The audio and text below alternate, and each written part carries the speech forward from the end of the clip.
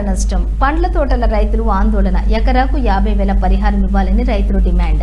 సూర్యాపేట జిల్లాలో వివిధ మండలాల్లోని సోమవారం సాయంత్రం అకాల వర్షంతో వీచినటువంటి ఎదురుగాలులకు కోతకొచ్చినటువంటి మామిడి అరటి తోటలు పూర్తిగా రాలిపోయి పండ్ల తోటలు రైతులు తీవ్రంగా నష్టపోయారని ఆత్మకూరు మండలం పిల్లమర్రి ఎనబాముల గ్రామాలలోని రాలినటువంటి మామిడి తోటలను సూర్యాపేట జిల్లా ఉద్యానవన అధికారి టి నాగయ్య డివిజన్ అధికారి కన్నా జగన్ పరిశీలించారు.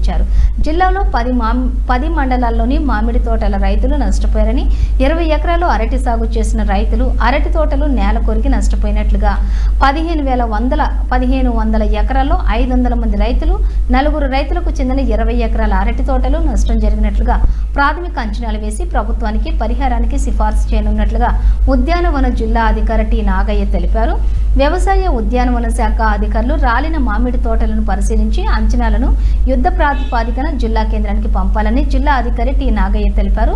ఇప్పటికైనా సంబంధిత అధికారులు పూర్తి స్థాయిలో విచారణ చేపట్టి నష్టపోయిన రైతులకు ఎకరాకు 50,000 పరిహారం ఇప్పించాలని పండ్ల తోటల రైతు సంఘం రాష్ట్ర నాయకులు ఏనుగుల వీరాంజనేయులు కోరారు.